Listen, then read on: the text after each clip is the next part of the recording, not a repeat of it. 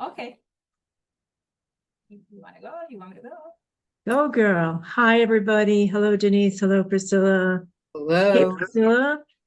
Bienvenidos. Welcome, everyone, for Walking Bless Each you. Other Home Survival Podcast. We're happy you're here. And what can I say? It's 90 in Boston, super hot.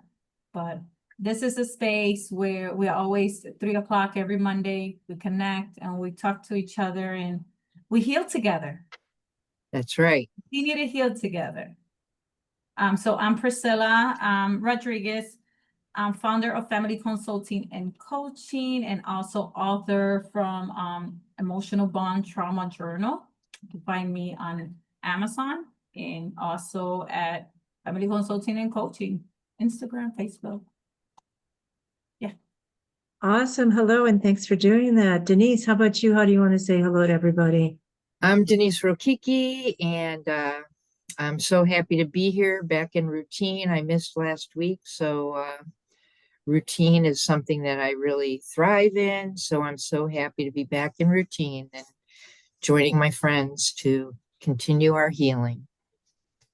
Hey, Denise. And I'm Holly Elissa Bruno. And in 2020, when my book came out, which is still called Happiness is Running Through the Streets to Find You, Translating Trauma's Harsh Legacy into Healing, I committed myself to inviting everybody to share from the heart, from the soul, from the mind, wherever you locate yourself, honestly, so that we can help each other, as Priscilla said, heal. And as Denise said, connect with each other, because trauma so far has not gone away.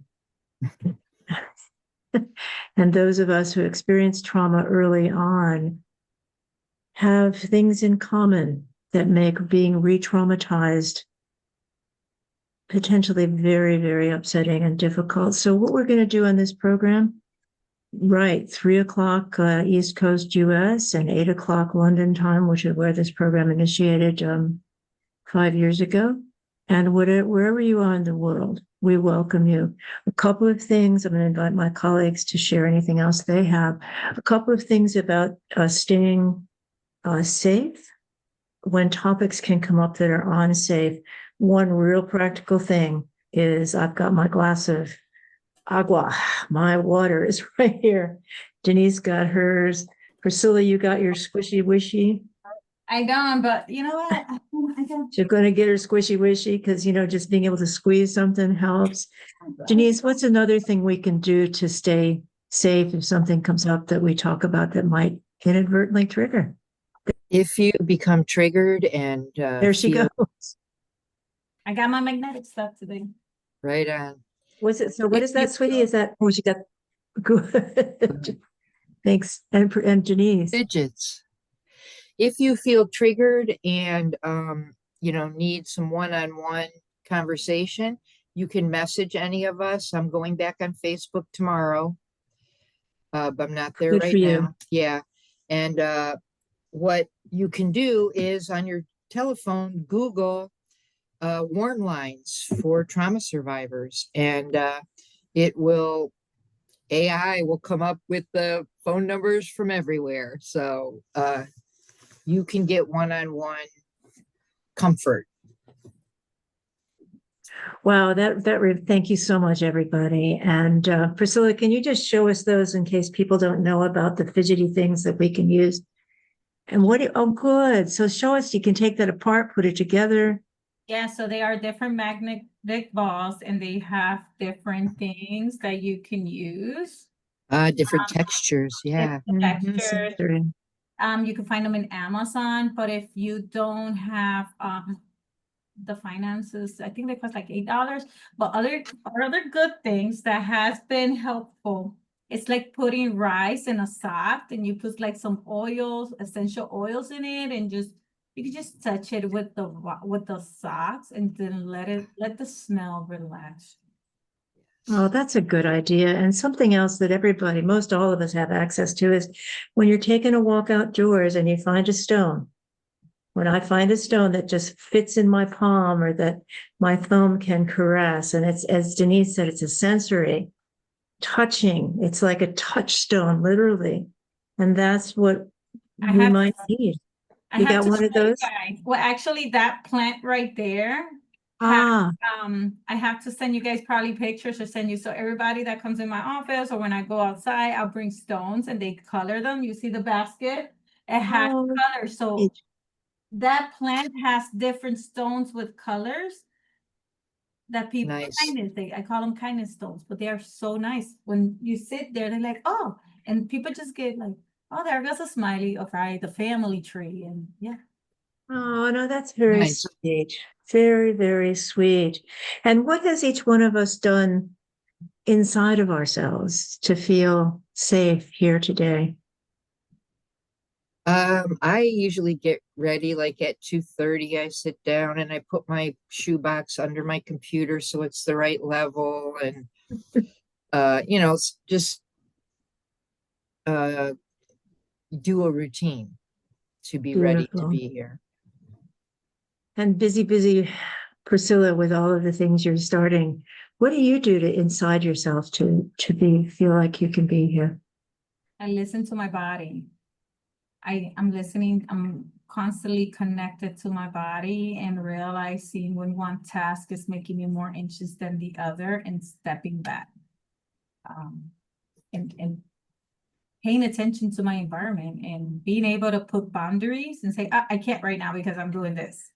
I think that has been very powerful because knowing that I am a working process and being kind. So yeah.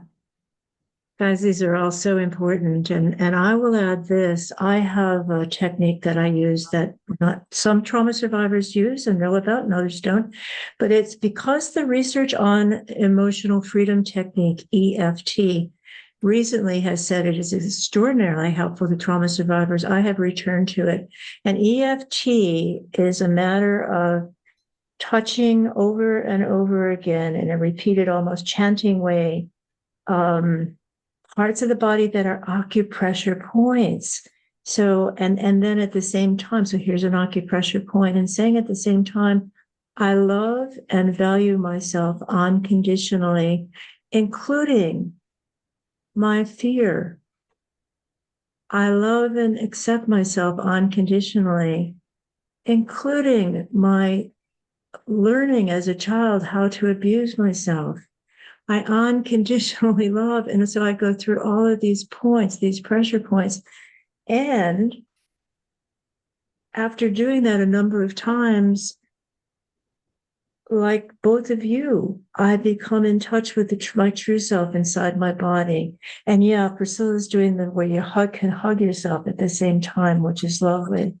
So those of you that are joining us, welcome wherever you're coming from and whatever time you're joining us. Yippee skippy, as my colleagues have said, my colleagues and fellow travelers have said, we come to you weekly, and we come from the heart. And our question is, as trauma survivors, how can we walk each other home? And we welcome you to say, how can we help you walk home How today? can I walk with those gals? You got it. So welcome. And um, so the three of us are going to start off just briefly, maybe 3 minutes or so, just sharing what's on our walk right now. Maybe what are some of the stumbling points or like the bumps we didn't anticipate coming along. And how can we ask for help from each other? So which one of us would like to start out? Because I know each one of us got stuff going on, as trauma survivors always do. I'm willing to go first. Hey, go All for it, right. girl. So, what happened was I went and visited my sister, who I haven't visited in over a year. She asked me not to contact her anymore, and so I didn't. But then, I knew I was taking August off, so I told her I'm going to come and visit. And so she's very unpredictable. She has mental health issues that are very apparent at sometimes. And so I prepared there to go there with protection. So I had a invisible plexiglass, extra thick guard that I could just fold out like this. I also practiced sending love when I can go through it because it's clear. And then I also took a medicine bag full of crystals that add protection. So I thought, all right, I'm good, And she did not. She acted perfectly normal. There was no aggression. There was no beer 30 is what I call it when you have too many beers and you switch over to that other person. She never switched over. It was a decent visit. The one drawback is she chain smokes in the house, 900 square foot house. And I'm always trying to quit smoking. And you can't quit smoking when you're sitting there so I smoked a lot. And I think my body I didn't pay attention to being triggered. I did not feel like I was triggered. But when I went to the next visit, which was another Debbie, who is an incest survivor support group member since 1998 or so. And I felt like I just got to go home. I got to go home. I don't want to stay here. I got to go home is how I felt. So I believe I was triggered, but I didn't know it. So I spent the day with her, and I didn't talk about being triggered. We just caught up with what our current interests are and whatnot, which we meet every week, the Debbie. So, and we will meet tonight. So I'll be able to talk it over with her. But, so then I came home and slept a lot and took a couple nice soaks in the bathtub. And today I'm finally feeling back to myself because I'm in routine and I knew I was coming here and that's where I'm at.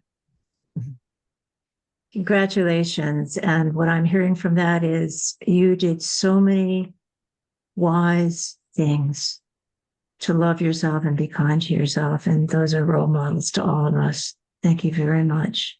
And thank you for taking the risk of going to see your sister when you can't tell what's going to happen. That's hard. Yes. So thanks. Priscilla, how about you? My God, girl, you got stuff going on. Yeah, well, first, let me tell, congratulations, Denise, for overcoming and sharing all those great tools that you did. And you should feel proud of yourself. Well, thank you. We're able to identify and say like, okay, and even though you didn't know the whys, you protected yourself, and that's beautiful. Right. You girl, did your thing. Me, oh God, of course, I'm going through so many transitions. Honestly, this week, it was a week for reflective. This is my last week on my full-time job, but it's very, very light. And I'm excited. It's been a emotional roller coaster. One of the things that, which is nice to talk about at one point, and I'm really gonna talk about it, it's the attachment that sometimes we create with our jobs, right? Coming to Boston, and feeling like these places have given me an opportunity for being great, right? Because if I wasn't great, they would have never given me the opportunity. Right. I'm feeling like they were giving me an opportunity because they saw me, but now I'm in a place like, wait, I've always had it, and reflecting on that and being acceptance, acknowledging that person but it's been kind of exciting to hear like it's hard to replace you, or like trying to negotiate for me to stay, like, and me saying like this is very hard, but this is also very exciting. I don't know what tomorrow brings, but I'm excited for it. I feel confident. And yeah, so it's been me being like, okay.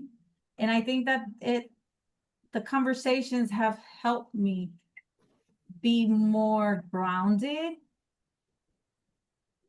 and receptive, like I want to say receiving and acknowledging everything that I bring in spaces, because sometimes we stay in spaces because we want to be loyal to that person who gave us an opportunity. We feel like we have to stay there, and it goes beyond that. You could still hold people dearly and still grow and bond. Way to take a chance, way to take a risk. Wow. Yes, I actually was speaking with somebody this morning, and I was like, always taking risks. This one is different, right? Because this one, it's a not just a business risk, but it's also a risk where I now have to depend on myself and my skills. And I've been codependent all my life, Right, other people to tell me what I need to do in order to do it. right.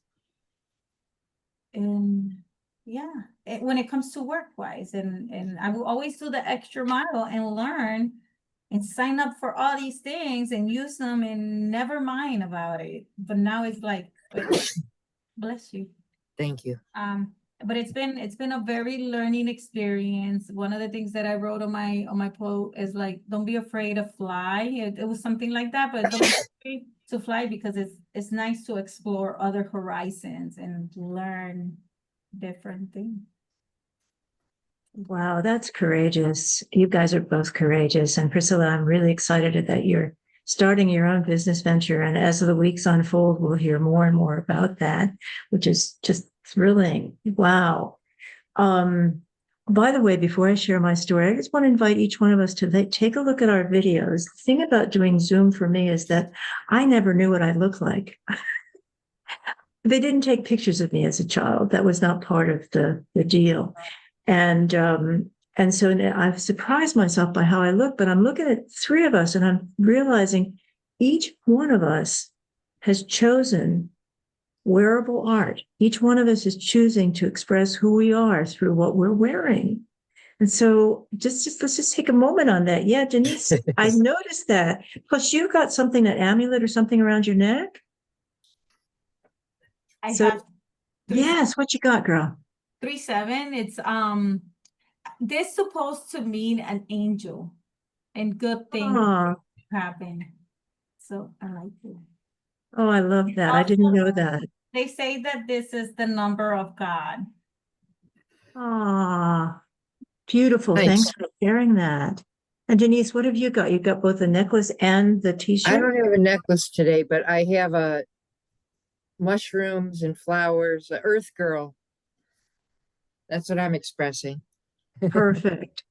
And I have all kinds of different ways, but here it is. Look, I've got my floating dragonfly. Dragonflies have always uplifted my spirit. Things in nature calm me instantly.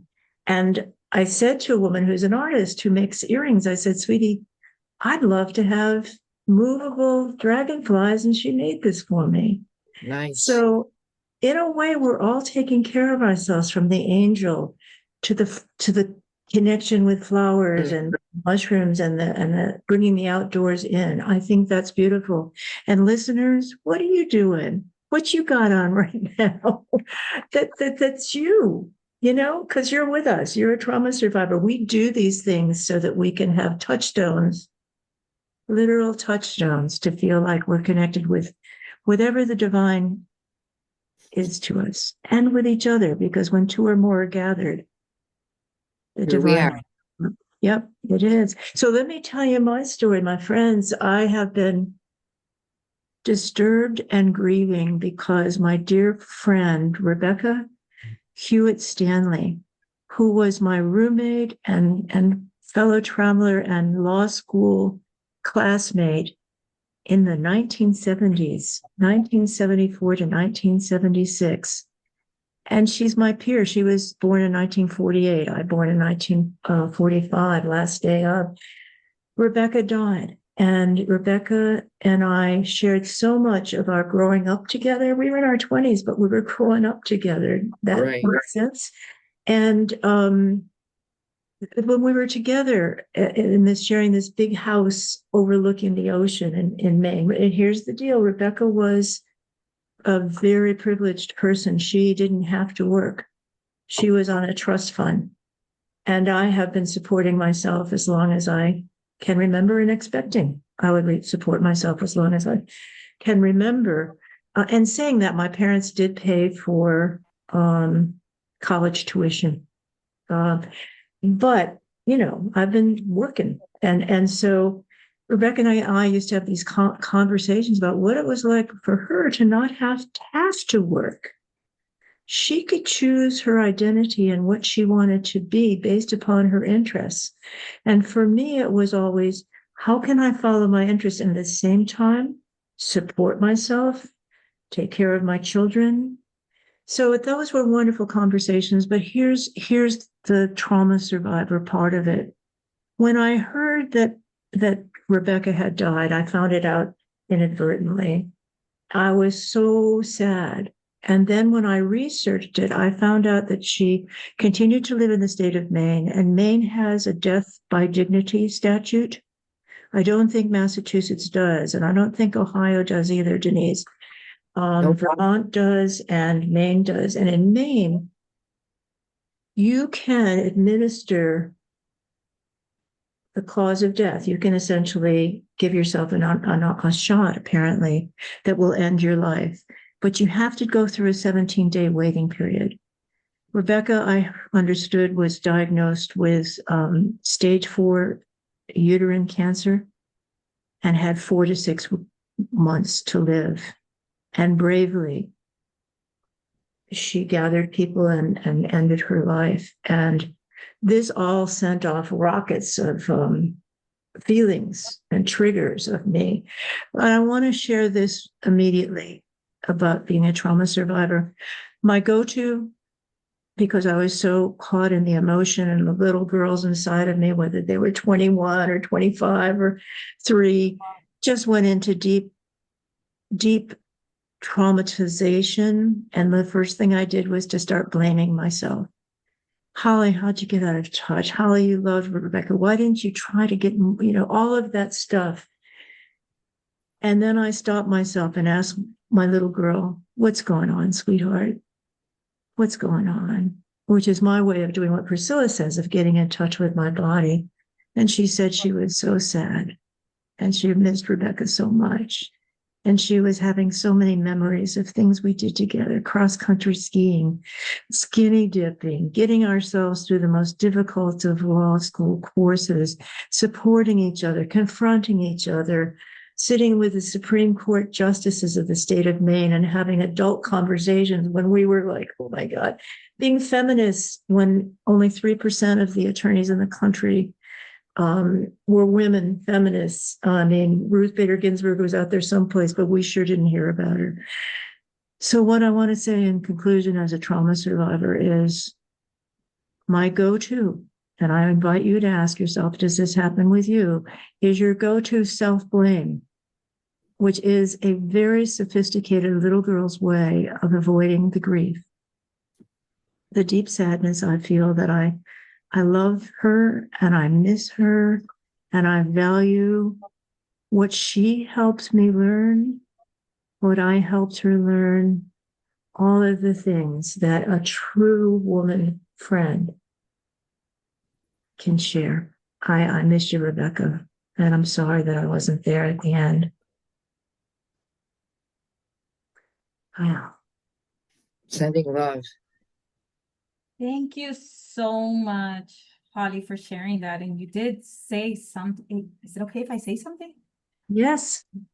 Thank you so much for sharing that. And like you also reminded me that last week a friend of our family son passed away. How old was he? How He old was he, Priscilla? 24. Oh, Very nice, humble guy. And I've been so busy that I was only able to share with the family maybe like 10-15 minutes, plus being mindful that during this time, a lot of people go through, family, it's fair to say, and close friends could go to spaces of guilt. Like Holly was saying, a space of whys, a space. And it gave me a moment to reflect, like, what would you, in a little bit of what I have studied and grief and the loss that many people experience because of so many things, and us feeling the guilt, and how do we reframe that and enjoy the memories and enjoy what they leave us with. Right. We think about the legacy of what they would want us to carry and share. And Holly, as I listened to you, I saw it. I saw in your eyes when you were saying how you guys spend time together, and the moments you guys share, your eyes glue, and then you went into the space of guilt, and then I could see it also the sad. And I get goosebumps because we're never as humans ever. That's the one thing that when I was studying grief that people say, and science and says, we're never ready to let go. Um I want to say, Holly, that in comparison to this young boy, your your friend, she left a legacy. She left amazing memories. She left a lot of things. And I started calling death, especially when we are older than 75 or like 75, because right now studies are saying that now, like, our lifespans, if you make it to 80, you're great. So I'm saying they graduated life. Yeah. I remember one of my first jobs, when I was a nurse's assistant, was hospice aide.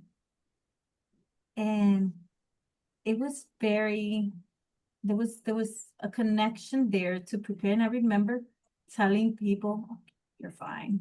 You can leave, you could go now. Everybody's safe. Everybody," and they'll leave. And I remember at first, in my first job, I would just cry like, "Oh my God, these people are feeling bad." But people are, when they tired, they tired. And what a blessing she left with memories. And Right. I sometimes wonder, like, sometimes I could be so busy, and I'm curious, even with I felt a little bit bad because I was like, oh my God, they in Puerto Rico, I can't really do much. But I keep the good memories. I called and I say, hey, he's gonna live through your grandkids. And now you have grandkids, and then you're gonna see him through that. He was an only son as well. So Really tough. it was, yeah. What was his name, if it's okay to say? What was his name? His name was Louis, and very nice, humble boy. I think he was, based on what they saying, he was he was mistaken. So he was mistaken by somebody, and that's how things happen. And it was just only son. Ah, Very sad. I am sad just hearing about him and everyone that he touched. Humility is such a grace. Humility to me is being in touch with everybody's divinity and seeing that everyone is sacred. It's like when I do this, I'm saying I honor the sacred in you and in me. And he had sacred in him. And even though he lived only, 20 something years, he too left a legacy. However much time anyone has, we touch people. And what's touching me right now is thank you, both of you, for helping me see that grief is a major theme for trauma survivors. And each one of us has described grief. Denise, there's so much grief when I think of your sister. Denise's sister joined us on this program, and it was powerful. And that brings up the pain of sisters. Right. The pain of sisters, that's grief. And your courage to face being told, don't come, I don't want to see you. That's another grief. And Priscilla, leaving a job, leaving something that that's bringing tears to my eyes. There's grief. And here's what I will say is I never, and I want to ask you too, in my family of origin, we did not grieve. Grieving was not allowed. I was not told when my grandparents died. I was never allowed to meet my grandmother, Adolorata Modello Bruno from across the seas, never allowed to meet her because she was in an insane asylum. And I was told she just had goiter. And as a little kid, I researched goiter. And I said to my father, Vincenzo, oh, I would like to meet my Nona. I want to greet. And he got so angry and was violent. And so that was it. Sadness, heart's desire to connect, cut off, ended somewhat, somehow, sadness. And then with trauma survivors, grieving was stopped in my case with violence, with denial. And look what I'm doing with my hands. Just no, thou shalt not grieve. I literally taught myself how to grieve. I didn't know how to be with dead bodies. I literally taught myself how to go to funerals and kneel beside the body and look at the body and be there myself, not dissociate. So guys, all these things I'm saying about grief as a trauma survivor, the bottom line is grieving was never modeled for me. I chose to learn how to do it, and I'm still learning to do it. And running from it is so much easier. But like choosing not to die into guilt, I'm choosing not to die into shame that I didn't know how to grieve. So how about you guys? What about you as trauma survivors and grief? What's coming up for you? Well, what I remembered was I was 4 years old when my father died, and I found him. And the way that we were taught was we did go to the funeral. But what our mom told us, we were three little girls. Well, one was 9 months old. And what our mother told us was there were three little girls in heaven that needed a father. So that was the first time that I was like, okay, I guess I'm not worthy. That's so sad. Yeah. How did you deal with that? I know I believe 4-year-olds remember. How did you deal with that when you were told that? I just felt like I had to be the big sister for Debbie. She was already displaying mental health issues then, holding her breath and passing out at places. And we were sent to Alabama to be with our grandmother. So, I mean, I was taught to deny. So, do you know at all how you dealt with the grief? Because I'm sure your little 4-year-old body was saying, not only did my daddy die, but he died in my room. And you found him, Denise. In my bed, yeah. I don't know. I wet the bed and I got in trouble for that. That was one thing that my grandmother could not stand. They made me sleep in the bathtub. Why the bathtub, sweetheart? Because if I wet the bed, it would go down the drain. I thought you said you went to bed. You said you wet the bed. I wet the bed, yeah. Is that part of being a trauma survivor, do you think? Yeah, I mean, yeah. What do you think, Priscilla? It was trauma. Yeah, feelings, emotions, unpacked.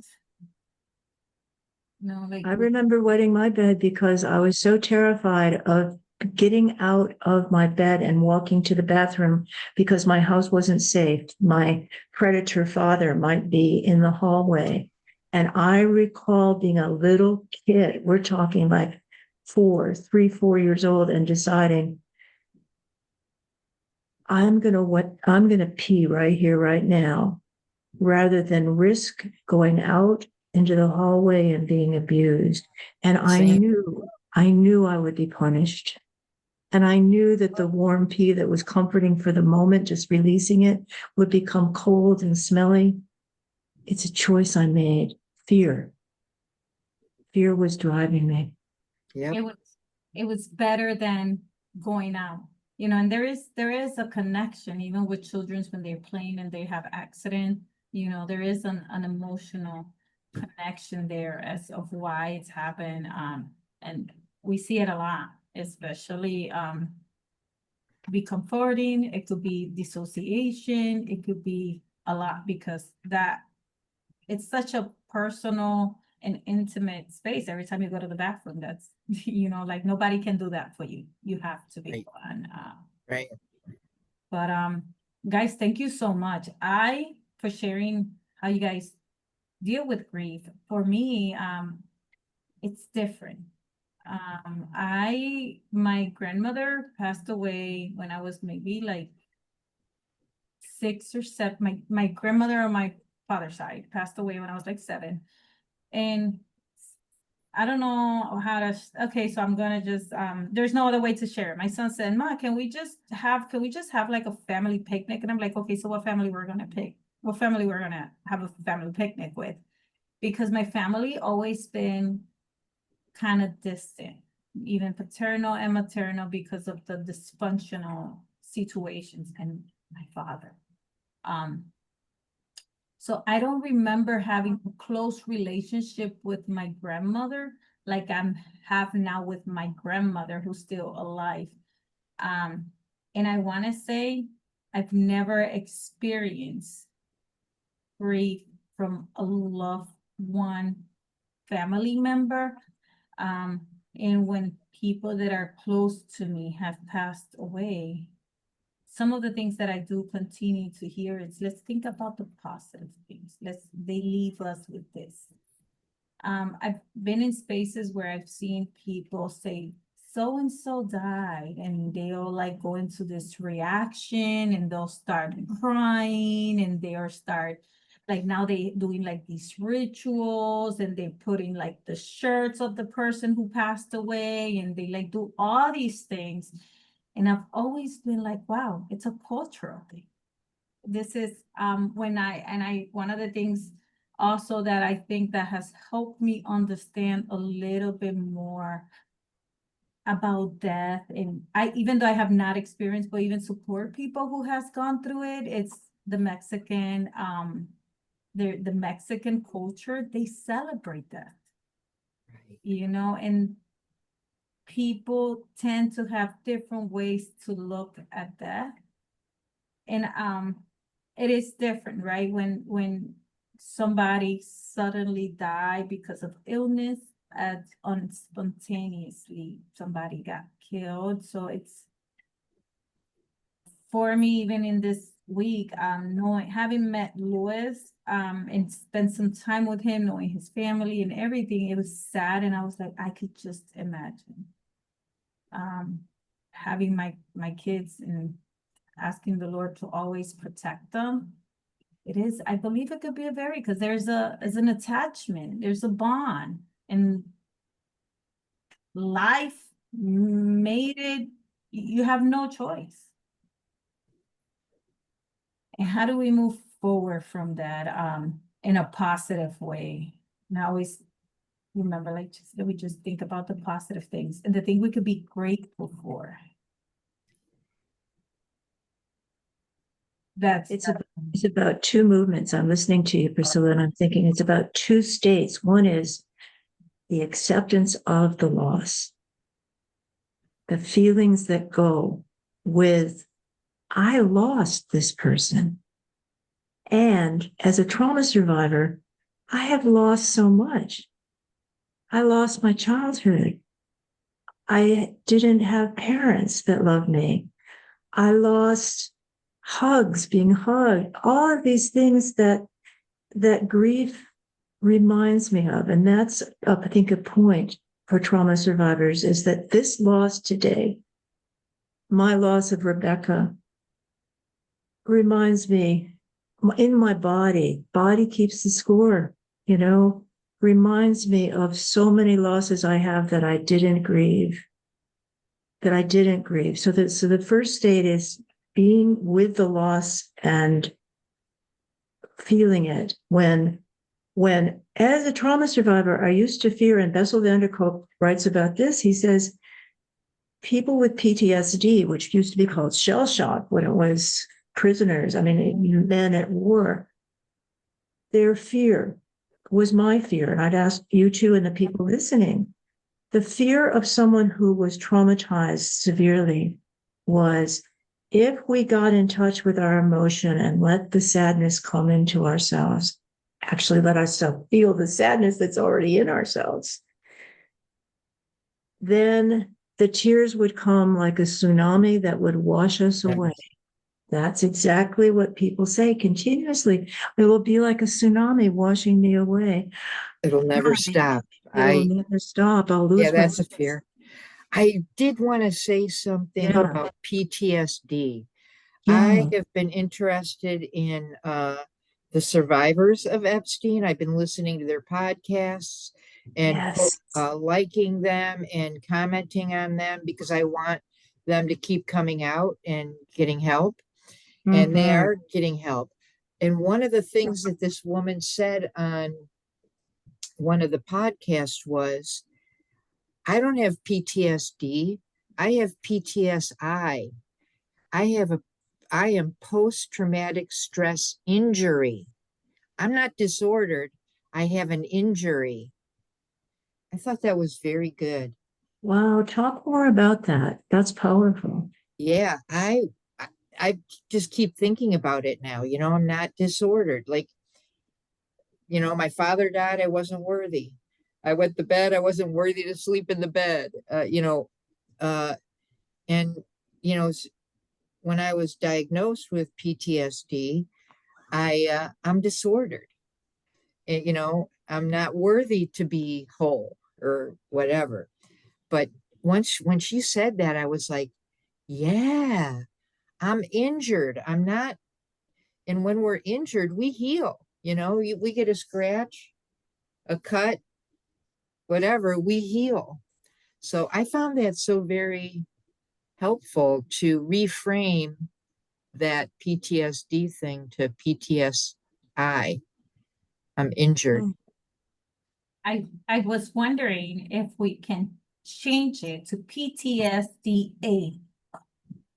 What would PT, that mean? it will be PTSD aware or awake. Because, right? And as you guys were speaking, one of the things that was coming to me is that grief, and I even wrote it down, grief is like trauma. It creates wounds that last forever. Because one thing that this study says is you never really heal from grief. You really never heal from trauma. It's there. And there's a diagnosis called prolonged grief. And like Holly was saying, when we think about it, we trigger the tears and it's like it falls. And sometimes if we think about it and we're triggering these feelings and we're going to this sadness, now we're start feeling depressive modes. And now we withdraw from the world because we're sad. And now we don't want to eat because we're sad, but we can't bring the person back. And just like we can't heal from our wounds because we can't repair that happens. So what happens is now we become aware. And because we're aware, we can reframe it. And we can say, that happened to me, but that does not gonna determine who I am. Injured, when you go to the war, you become injured, you lose you lose something in your body, a body part. So you see the pain, you see that lost part, but you continue to live for, and people that go to the war, they have intensive, and I think I'm saying it right, wounds. And yeah, and once they become aware, they're able to identify. And it's interestingly because when we become aware, we're able to validate that feeling. And we're able to say, yes, that feels like that because I've never experienced that before. And it feels either good or bad because either we never were able to fulfill it, because we're missing out, because one of the things that for whatever reason, one of the things that I always used to say is, I'm worried that my dad passes away without realizing everything we've gone through. And it's one of the things that I hope, but then I know that lately, in the last couple of months, even if at a distance, we have been able to create a bond, and maybe that's just the way it's going to be. But it's better it has created a connection for my children, and also it has created conversations with my children to be said, this is not what I wanted for us, but this is what it looks like, so we can make it better. So, yeah. Thank you. Gracias. I also want to say that the last time when it was Priscilla and me, Priscilla spoke in her own language part of the time, and I want to remind you that that's great. Yeah, I Do heard that. It was awesome. I did listen to the podcast. What do you think, girl? The one thing that I noticed, which I didn't notice today, was that your volume, Holly Elissa's volume, was very loud, and Priscilla's volume was not. So that I listened to it in the car while I was driving. So I had to keep turning the volume up when Priscilla Good. talked and turning it down when you talked. And I don't know if that was the recording or what, but that was the thing I noticed the most. It went very Yep. well. It was genuine, authentic, beautiful. And I loved the part where you spoke Spanish. It makes me happy. Hopefully we'll have a Spanish podcast. Yes, Right. yes. That will happen. I believe you'll do that. That's great. Oh, here's one thing that I have learned as a trauma survivor about grieving. But before I do that, I want to say the two states of grief that I was feeling by listening to you both is one is being in the sadness and experiencing the feelings. And then the second thing is what both of you are talking about. The second thing is then framing it in the context of hope. So Priscilla is asking, what is this person's legacy? And Denise is saying, how can I look at these wounds as pathways to healing? So I would just want to honor those two states, that's a both end, but in my childhood, I was taught neither of those. And I want to honor both of them. And so here's the process that I have learned. And I Priscilla, you might know this professionally, but I have learned that grieving is somehow cumulative. That but in a new meaning of cumulative. When I grieve Rebecca, I grieve. There's another voice coming in. Can you guys hear that? Yeah. I'm not going to worry about it though. When I grieve today's loss, and today is Rebecca, even when I'm with my son, I grieve him for the things that. You What froze. happened?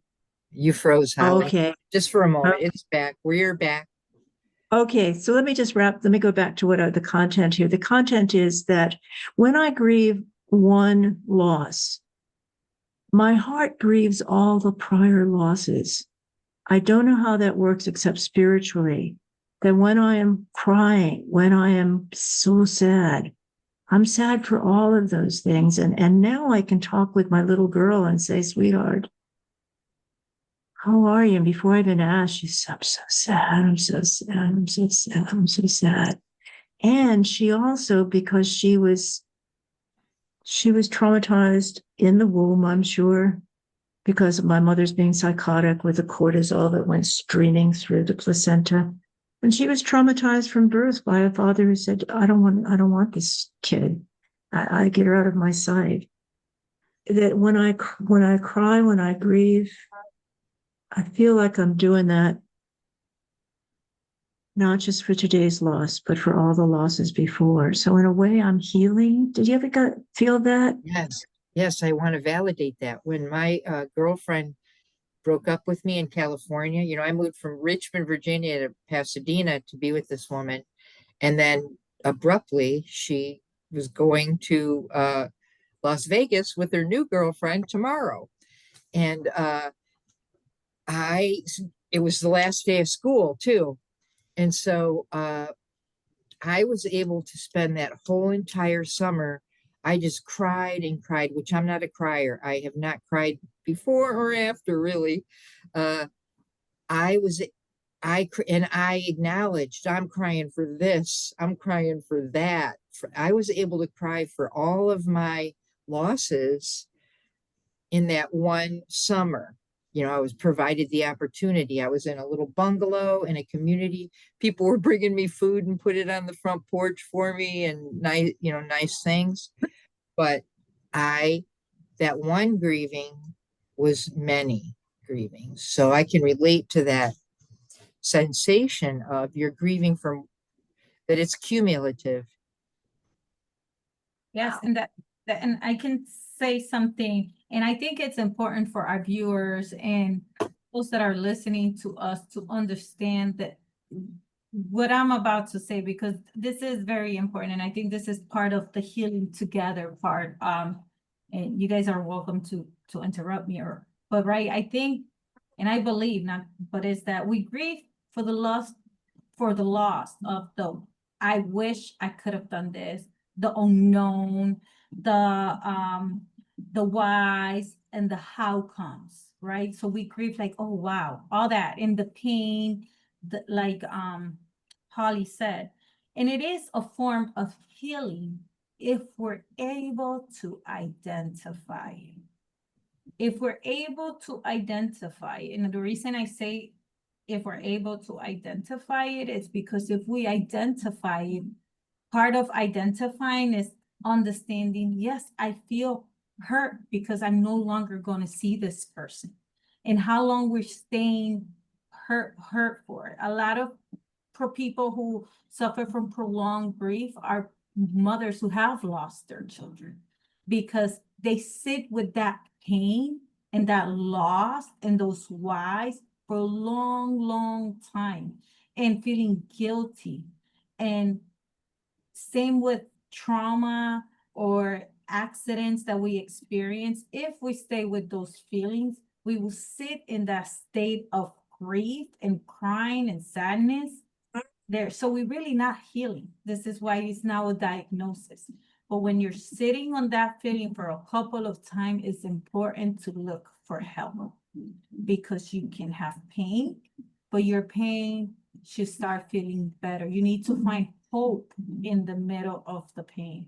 And the reason I feel like it's important for our viewers and people that are listening to understand that it's important to look for help is because I don't want people to think it's okay. I'm just grieving. It's okay. I'm gonna be kind to myself with these feelings forever and I'm gonna stay in this place. And people need to understand because I need to validate these feelings. But the moment you stop eating, you start not sleeping well, you don't want to go to work no more, then it's time to look for help because that means that you're not really healing. You're triggering the wound more, if that makes sense. Right.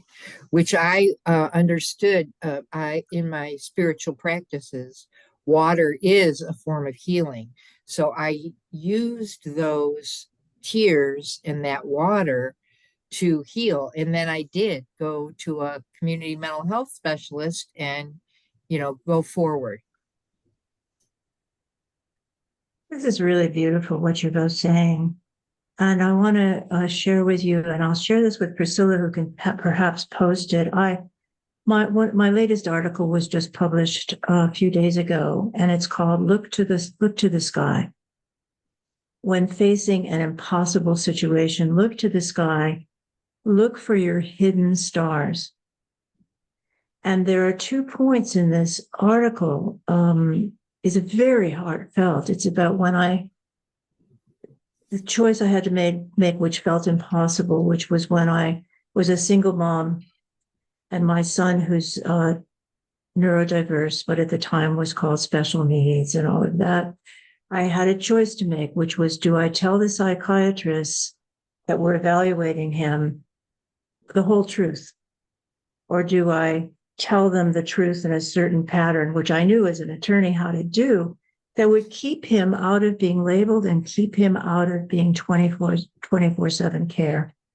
And that was my heart-wrenching agony grief as a mother. What do I choose? Because I knew if I said it a certain way, that he was a danger to himself and others, that he would be put in 24/7 care. And I didn't want him to be labeled. He's already a child of color. He was born in another country. He already looks different. anyway, that was what I wrote about. But here are the 2 points. Number 1, trying to avoid pain is useless. Pain is part of life, just like dying is. I don't want to sound like a cliche, but I want to say, as a trauma survivor, I was taught avoid pain at any cost. Thanks, Denise. Avoid pain at any cost. Don't feel pain. Don't you dare ever feel sorry for yourself. Don't you ever complain.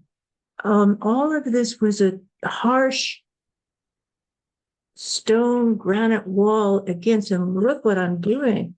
Culture Against, right? And women don't stop those feelings. Don't have them. So what I wrote about is for myself, choose now not to run from the pain. And one of the editor who read this said, she shared a story about how she was going through a hard time, and the person she sought help with, and that is the second point of my articles, besides feel the pain and don't go through it alone, ask for help is the second part. She said when she sought help, that's what the counselor said. You want to do this without pain.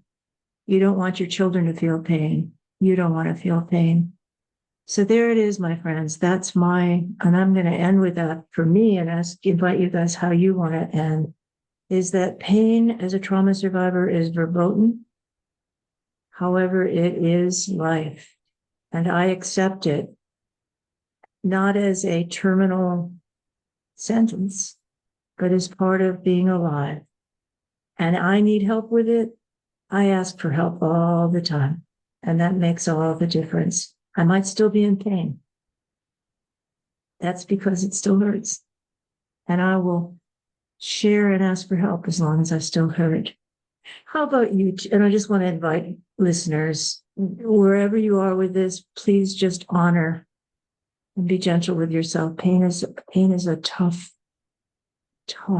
teacher, and yet a very worthy one with softness inside. How about you two? How would you guys like to say goodbye today to our listeners? Any message or anything you want to leave them with? See you next week.